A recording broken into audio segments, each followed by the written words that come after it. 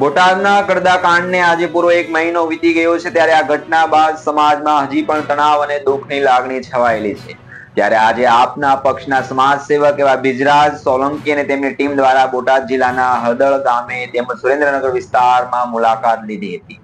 આ મુલાકાત દરમિયાન કડદા કાંડને લઈને જેલમાં રહેલા 85 લોકોના પરિવારજનોને તેમના ઘરો અને ખેતરોમાં જઈને તેમણે વ્યક્તિગત રીતે તેમને મળ્યા હતા.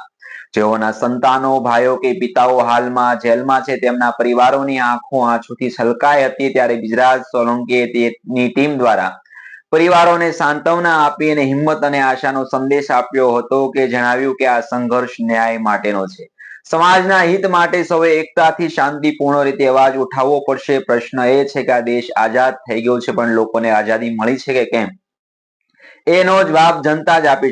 આપના નેતા બિજરાજ સોલંકીની મુલાકાતથી પરિવારોમાં નવી દિશા જાગી હોય અને સમાજમાં એકતાનો સંદેશ પ્રસરી રહ્યો છે કે 1 મહિના બાદ પણ કડદા કાંડના વિરોધની ચિંગારી હજી મુંજાયેલી નથી, પરંતુ ન્યાયની આશા સાથે લોકો ધીરજપૂર્વક લડત ચાલુ રાખી રહ્યા છે. નમસ્કાર. આવી સ્ટોરી સાંભળવા માટે અમારી ચેનલને લાઈક કરો, શેર કરો અને સબસ્ક્રાઇબ કરો. આભાર.